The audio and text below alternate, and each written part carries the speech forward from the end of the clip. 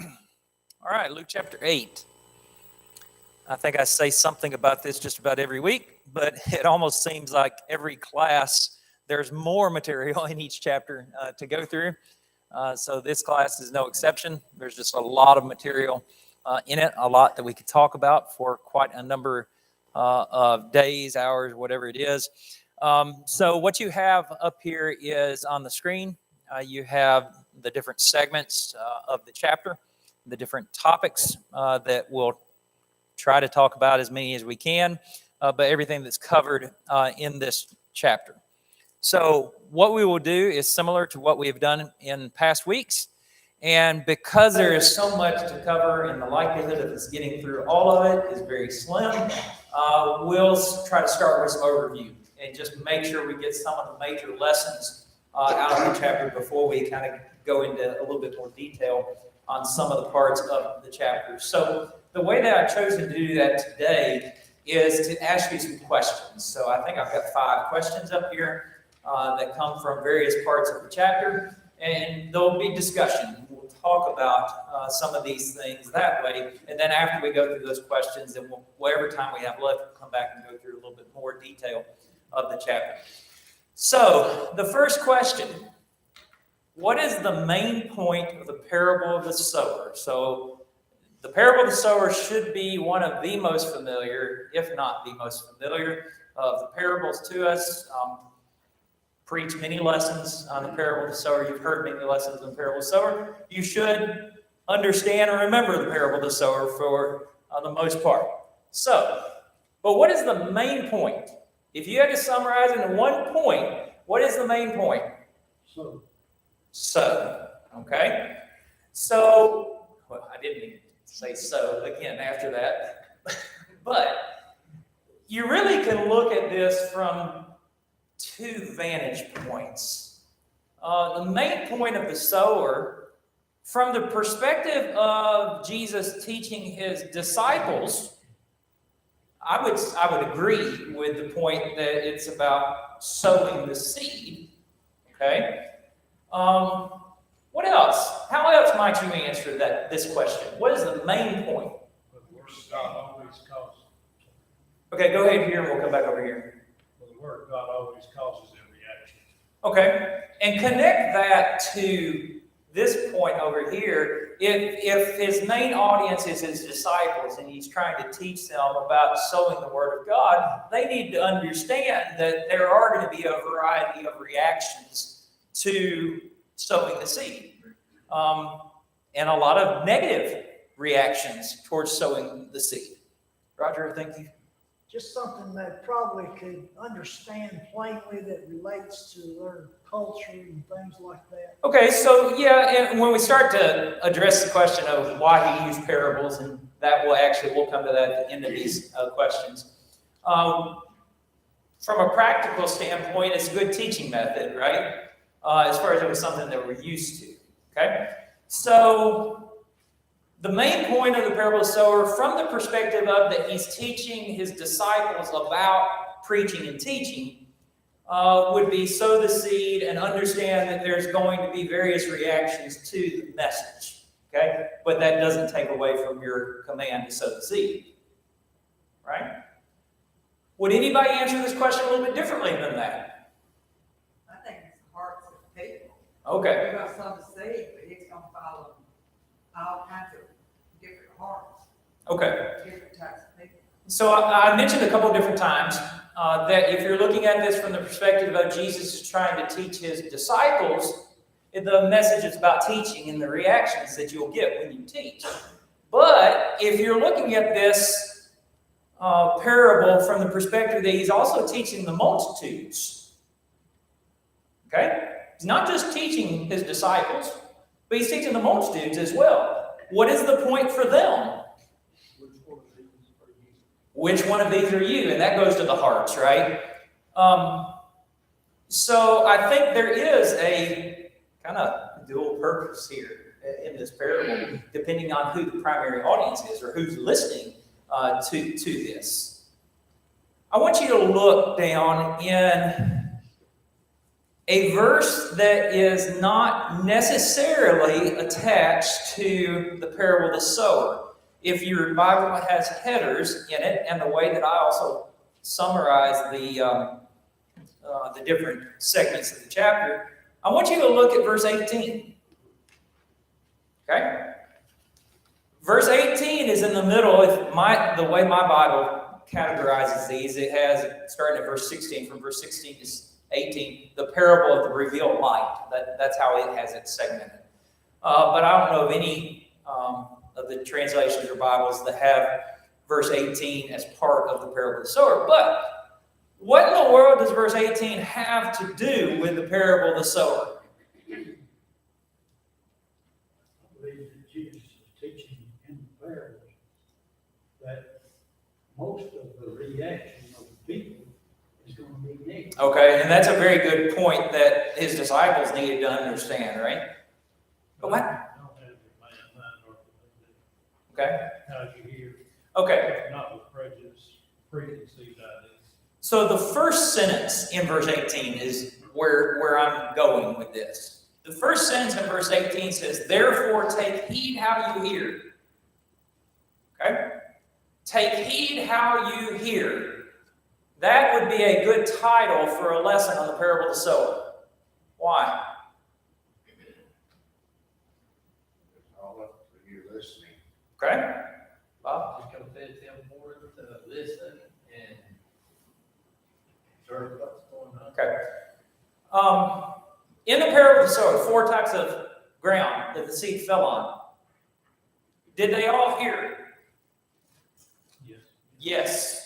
Look back, just look back at it. They all heard. It's not a matter of whether they quote unquote heard or not, but it's a matter of what? How they heard. And so I really do think verse 18 in that section fits back up with the parable of the sower and just connects there, right? Therefore take heed how you hear.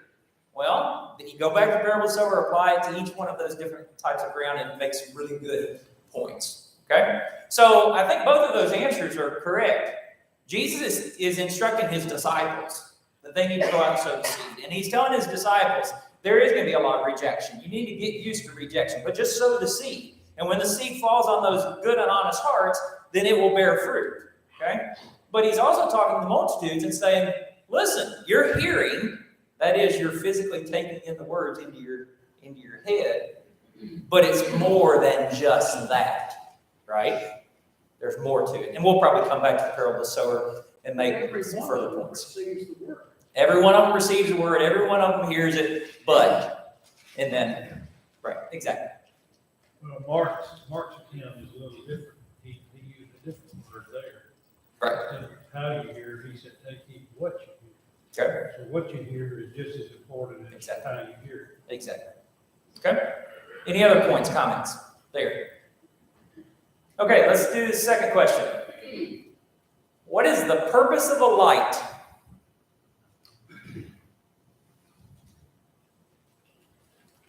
This is obviously coming from verse 16 and 17 primarily. What is the purpose of a light? Which you may see. That you may see. Okay, so we can answer this question without even looking at the text, right? Why do we have lights? So you don't stir it. Okay, yeah, we've all been there, right? In the middle of the night, trying not to bother somebody else, don't turn on the light, and then inevitably we do bother somebody else because we holler when we stub our toe or something, right? So the point of a light is to see.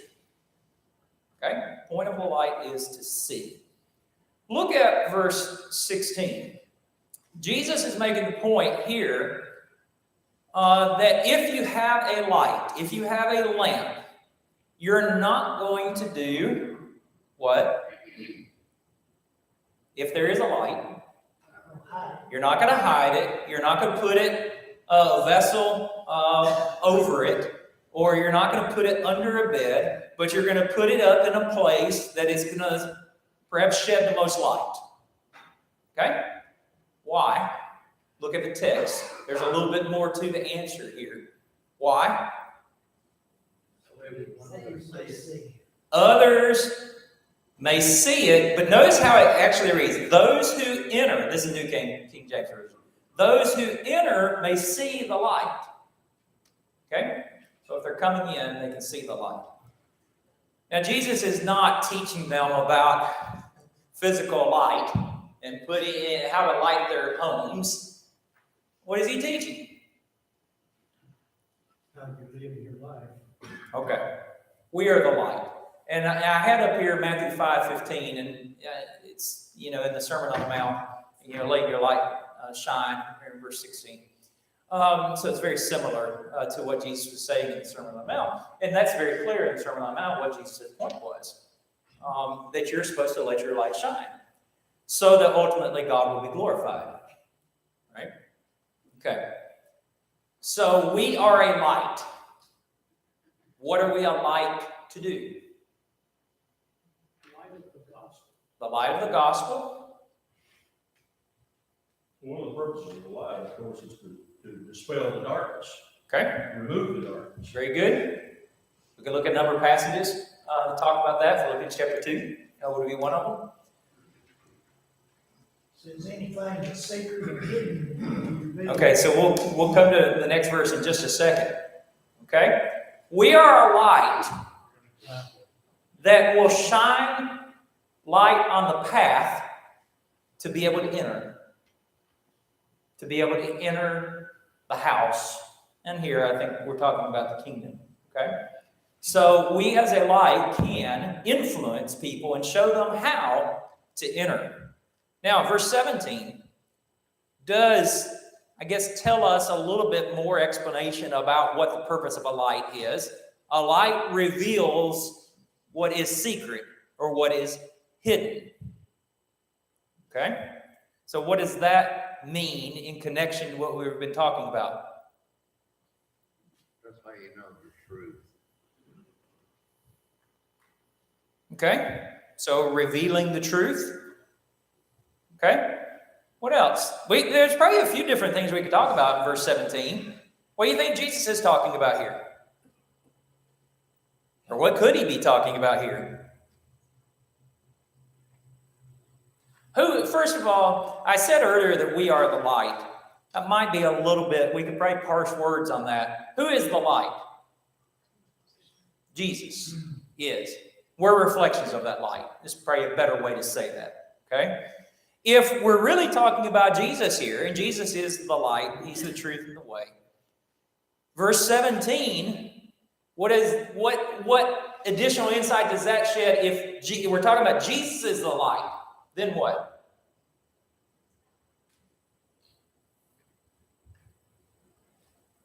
Nothing hidden. It will reveal every secret thing. Okay? So there's a point there as well. Okay? Any other comments about the light? All right. Did I hear somebody? All right, let's go to the third one. Okay. What should the disciples have done when the storm arose upon the lake? This is verse 22 to verse 25. Again, a very familiar passage to us, where they are out on the Sea of Galilee, and a storm comes up. Jesus is asleep. How bad is the storm?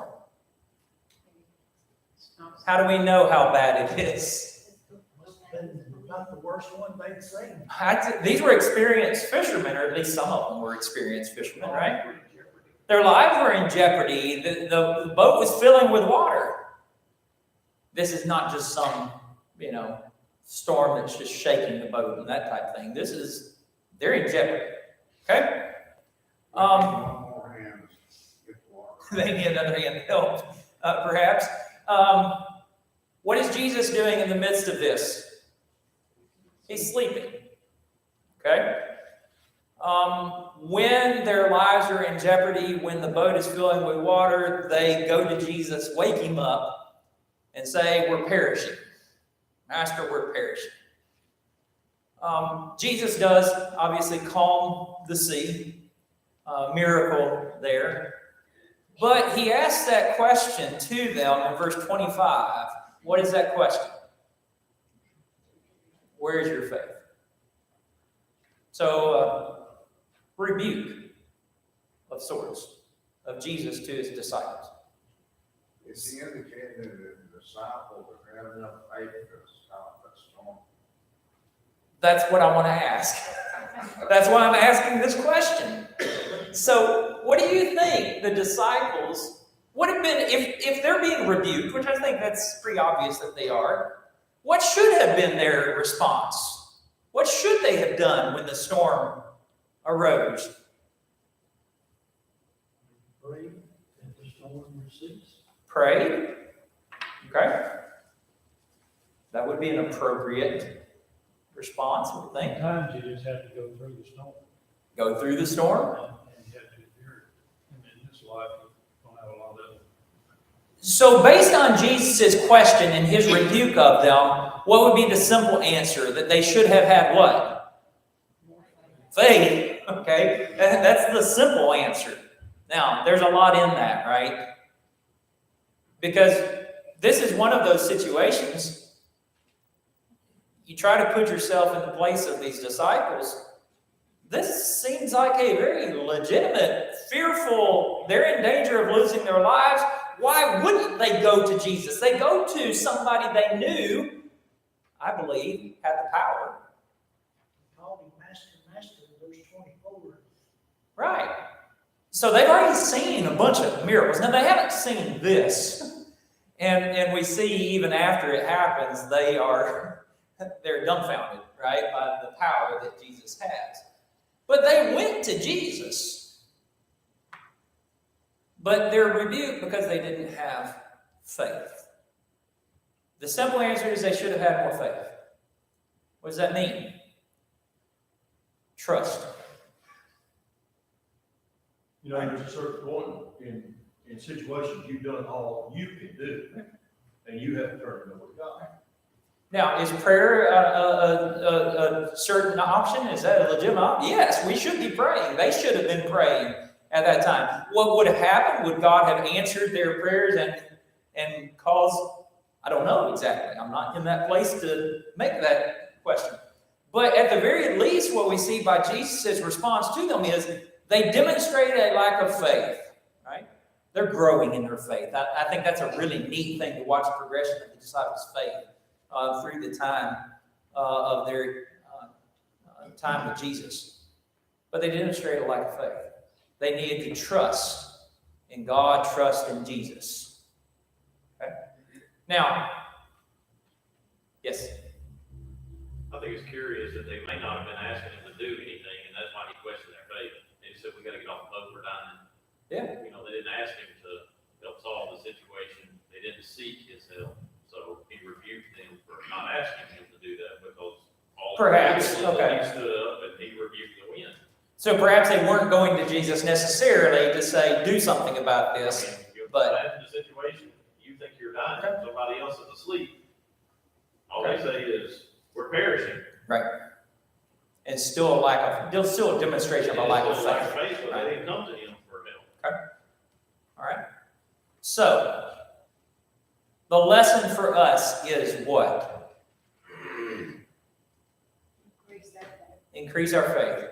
When the storms of life toss us around, what's our response? Jesus. Go to Jesus. Increase our faith. Okay? Increase our faith. Now, in Matthew's account, they did come to him and said, Lord, save us. And okay. Go ahead and turn over there real quick. What's the passage? Matthew 8, verse 23 to 25. Lord, save us, we are perishing. Okay. I mean, they evidently, they thought he could do something. I don't know if it was to help them like. Right. Yes, Right. They thought he had the ability to do something. As you mentioned. Right. They've seen evidence he had supernatural power. Right. Now, they've never seen this, so they did go to him, correct? Okay. And verse 26 says, why are you fearful, O you? Right. You're being scared. Right. So the point's still the same, right? It's a demonstration of a lack of faith. And does that happen to us during the storms of life? Yes. Okay? And we need the same answer. We need to trust in Jesus, trust in God, go to Him. I'm trying to think of the chronological order of when Jesus sent the 12 out and gave them power over the leprosy and raised the dead. That was after this incident, right? That comes- I'm not sure as far as from chronology. Yes, Luke. Well, Luke is not necessarily writing chronological order, but probably so. That would be my guess. I'd have to look at it. You know, if he had already given them this power, then they should have been able to. Perhaps, and Jesus, of course, in other places criticizes their lack of faith because he basically tells them, if you had faith, you could move mountains. And so, right? Yes. To me, this is the biggest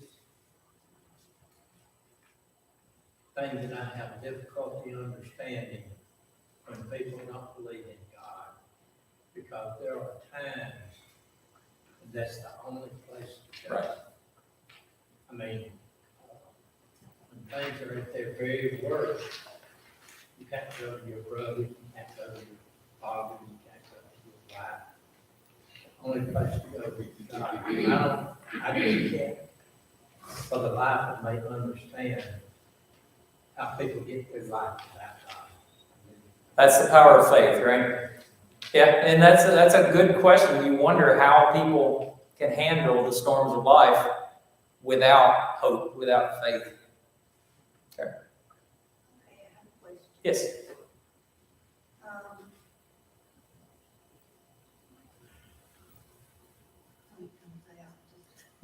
You're fine. Okay, and then Marvel said, what sort of man is this that even the wind and sea obey him? They're still learning who Jesus is. Yes, exactly. And that's what I was saying earlier as far as seeing their progression of faith. Yeah, their faith is not where it needs to be yet. They don't have full comprehension, even of who Jesus is and what kind of power he has. It's similar with us, right? I mean, our faith is up and down. And so that makes that an interesting study to me because they're not different than us, right? And so our lives should be similar to them. It's a progression. It's a growing process, right? And sometimes we get aggravated because our faith is not where we want it to be. Well, keep growing, keep learning, keep building it. It will get there. Okay. Any other comments here? Jesus provides somewhat of an example of, the seas are storming, everybody else is scared to death, but he's down there sleeping. There's no way he didn't know something was going on, but yet he slept. He's the example of faith, right? Faith in his Father too, right? Okay. All right, so another event that happens here in Luke chapter 8, verse 26 to 39, is this demon-possessed man is healed. Great miracle in casting out these demons. We remember it, perhaps I actually saw another place earlier today that just called it the miracle of the swine. I don't remember seeing that before. Miracle of the swine. Okay, where he takes these demons out of this man, casts them out, and puts them into the swine at their request. Okay, I don't know why they requested to go in the swine, but they requested to go in the swine. How many swine was it? 2,000 is one of the other accounts that mentions the number there. So I don't know if there's 2,000 demons, if there's one for each pig, I don't know. But maybe that gives an indication of how severely tormented this man was because of these demons. But regardless, Jesus casts demons out, demonstrates his power. And where are they? Where is Jesus? Okay, so I think it's Matthew that says Gergesenes, and I think the others say Gadarenes. But it's a couple of cities over there on the other side of the Sea of Galilee, and these are largely Gentile places. You might get an indication of that with the swine as well, and taking care of the pigs. If you were at Capernaum, which is the north part of the Sea of Galilee, and you were looking at the Sea of Galilee, and you turned to your left, you would see a mountainous area. And that was Gadara. And this is the area that you're talking about. In fact, there's a mountain there that is so high that when you go up on that mountain, you can see the entire Sea of Galilee. And that would add to this story, explain where the swine went, in the high place and then down into the lake or into the sea and drowned. Okay? So Jesus performs this miracle in casting out these demons from this man, or men, as Matthew records. And the people who are feeding the swine obviously saw it, and they go and tell everybody in the city and the county. And what's the reaction of the Gadarenes? Get out of here, don't kill anymore. Yeah, so why? So why do you think the Gadarenes asked Jesus to leave? They were afraid of it. Okay, so they hadn't seen anything like this. I'm going to guess by their response, perhaps they didn't even know anything about Jesus, that this had not spread. Obviously, the accounts of Jesus and his healing and his miracles and everything has spread across Galilee and throughout the Jewish areas, but it may not have spread over there at all. They're fearful. We know that. Okay? Why else might they have asked him to leave? They might care more about the price of pork than they did about one person's life. I mean, I don't know. I didn't look up what the cost would have been, but $2,000. Let's say $100 a pig, it's Yeah. $5,000. Exactly. It's a lot of money. They cared more about the monetary loss than they did. Perhaps so. Okay. But they obviously did not. This is another reaction to Jesus, right? We see all these various reactions to him. These were, we don't know what this is. We're scared. Get out of here. When in reality, the reaction they should have had was, look, this is something. I don't know what it is yet, but this is something that this man is healed. They knew about this man. They knew his situation in that, the text tells us that they had bound him with shackles, and he couldn't be held by any of the shackles. They knew he was among the tombs. They knew a lot about him, and now they find him well. They should have had some type of reaction that says, yes, we're glad he's well, but also the person who's able to do this, we need to actually listen to him. We need to talk to him. But instead, they had the opposite reaction. Do you think some people just dismiss Jesus outright without even giving him consideration? Today, yeah. And maybe it's out of fear, maybe it's the unknown, maybe it's something, right? When they have proof around them that they should listen, but they refuse. This may have been the first incident of preaching being done to Gentiles. Because what Jesus told the man to do. Well, okay, I'm glad you clarified that, because I was going to say, I don't know if we actually see him preaching here. He performs this miracle, but yeah, as far as what he told the man there at the end in verse 39. It is interesting. I'll go and point this out since we're here. After the man is healed, the man has the right reaction, okay? The man wants to stay with Jesus. What does Jesus tell him? Jesus uses him to go fix. Okay, so he says, no, you can't come with me. Go back to your house and do what? Tell about him. Why is that interesting? Well, He's not down to be saved. shows the power of a single person's Okay. witness, if you want to call Okay. it that. Because That's true. what happened after that is just amazing. From people that sent him away, then they're going to be glad to see him come back. So we would say, yes, the power of somebody being able to testify or of what happened to them, right? And the power of Jesus, that can make an impact. But that's actually not where I was going as far as why that's really interesting. Why is it interesting that he tells this man to go? He's told so many not to. Exactly. And what is it? Look down in the text to the end of the chapter. What does he tell Jairus' family? Don't tell anybody. Remember, they might took the offer. Exactly. That's the point, I think. The Jews, this point out John, that's the time it did come. So there was hesitancy based on certain things. Right. The Jews, Exactly. Gentiles. The point that you can make from here is when you ask the Lord to leave, guess what he will do? He leaves. And there's no records, I don't believe, maybe I'm wrong, I don't think he ever, many times it says God gave them over, God gave them up. If you ask God to lead your life, he'll come by. Good point. But yes, I think the difference is that this was the Gentile cities across the Sea of Galilee. There were different reasons why he didn't want himself to be known among the Jews at this point. Colby, you look like you want to say something. Well, I was just going to say that, verse 25, the disciples wanted to, they asked a question. And who answers the question in the text? Very good. The disciples do not answer the question. Jesus doesn't answer the question. The demons answer the question in verse 25. Right. And that's one of the many places that we see that happen, right? The demons believe Jesus, and that's in verse 28, when the demons declare Jesus as the Son of the Most High God.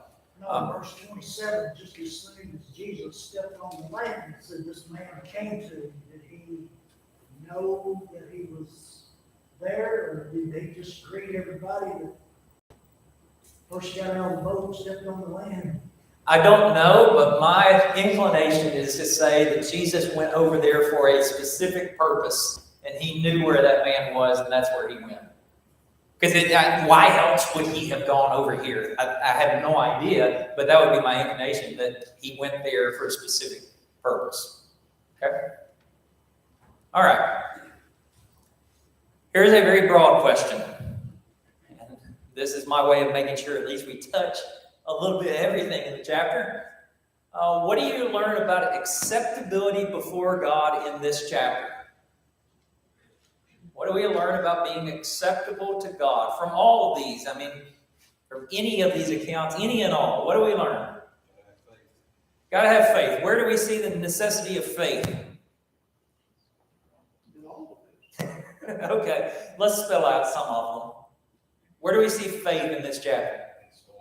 Okay, so where is your faith in that whole conversation about the winds and the waves? That's one place. Where else?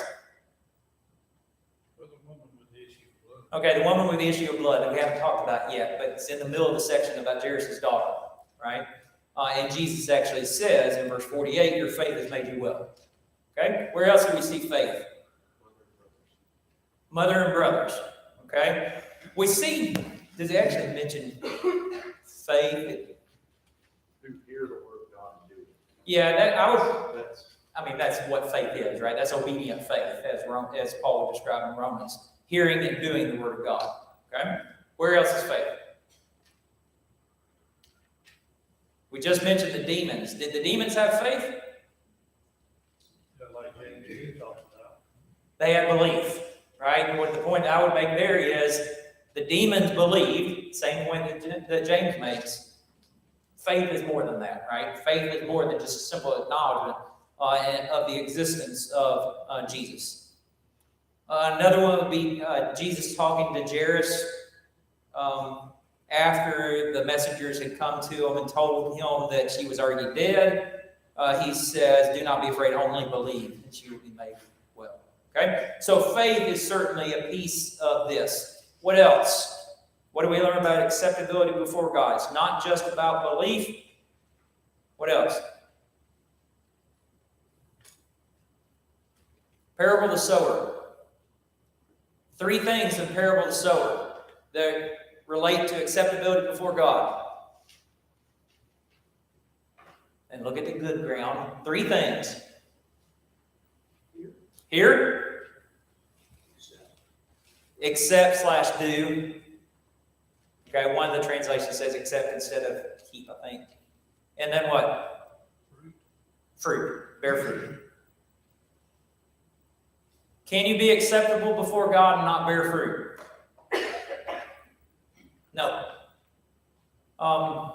Who doesn't bear fruit in the parable of the sower?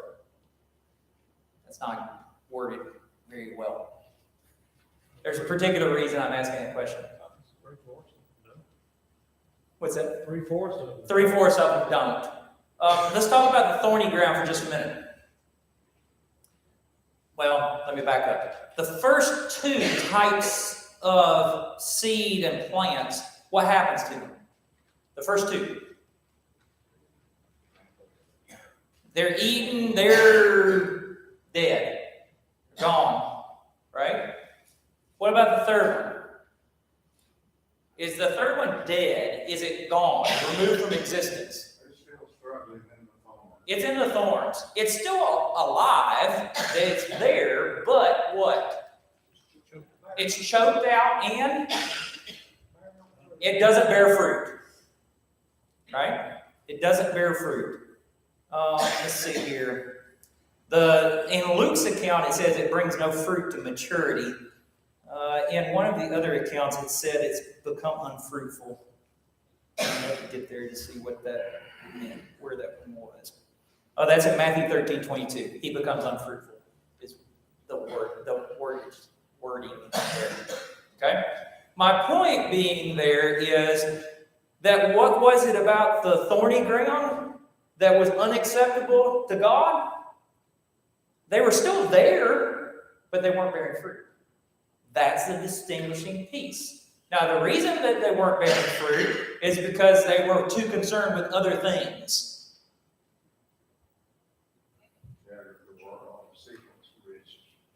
If we're talking to religious people, we're talking to people in the church, the thorny ground is the one, right? The thorny ground catches a lot of people. A lot of what I'll say, to some degree, good people, but they're too concerned with other things and they don't bear fruit. The importance of bearing fruit. What does it mean to bear fruit?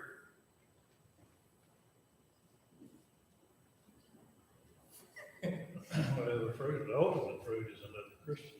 Okay, that you teach, teaching, converting would be fruit. It's not the only type of fruit. And you got the fruit of the Spirit. Huh? Fruit of the Spirit. What else? Living a life as an example for others. Okay. Cause them to see what you have. Okay. Really, I'll give you a really broad definition, what I would consider bearing fruit. Doing things that God commands you to do. After you become a Christian, that's not necessarily related to becoming a Christian, but just doing His will is bearing fruit. Which means that doing good, helping our brother, is bearing fruit. There's a wide range of things that we would say is bearing fruit, right? Okay.